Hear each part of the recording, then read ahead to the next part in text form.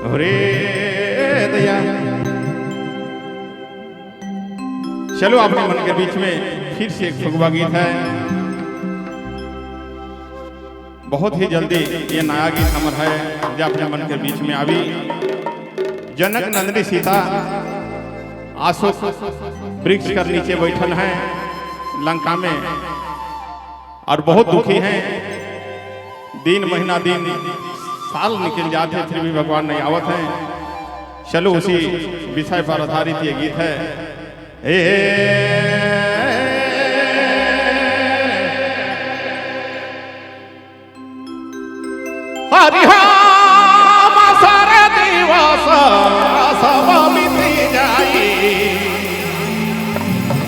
कब आवाय मोरे रघुराई, कब आवाय मोरे रघुराई।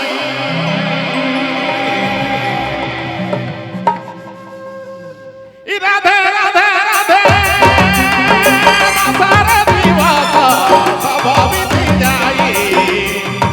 कब आवाय मोरे रघुराई, कब आवाय मोरे रघुराई।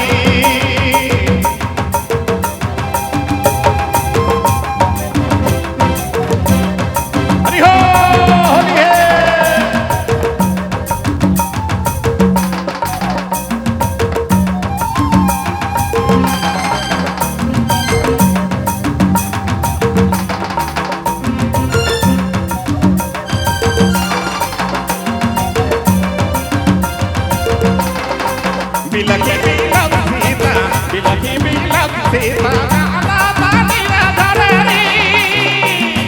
अरे हो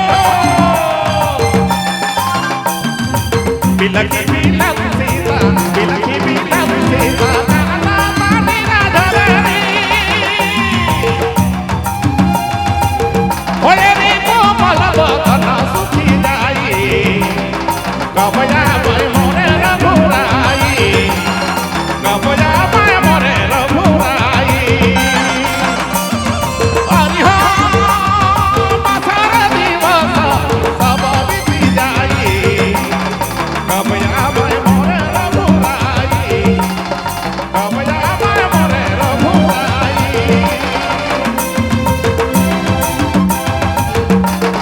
हरि हो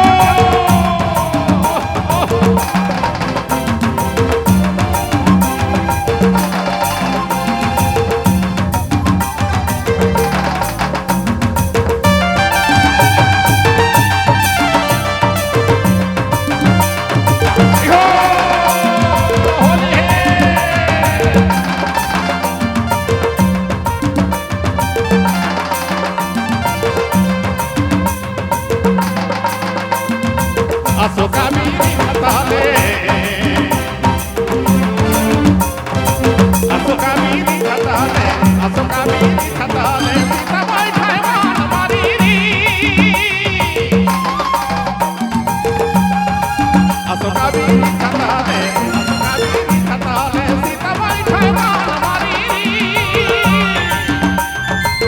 होए रे निशा जरा दाल तो सताई।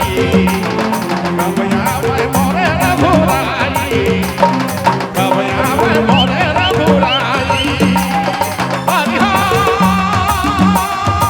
सारे दिवस सब बीती जाई। कब आवाय मोरे रघुराई, कब आवाय मोरे रघुराई।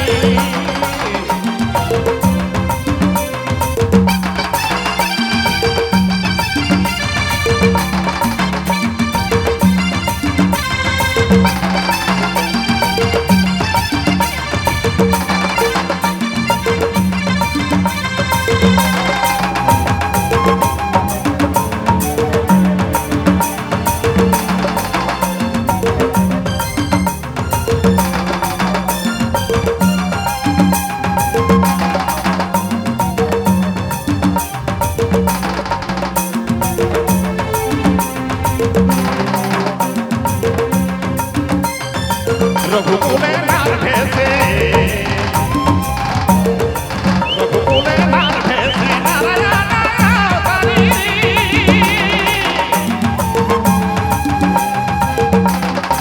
रघुकुले नार भेसे, प्रभु गुणगान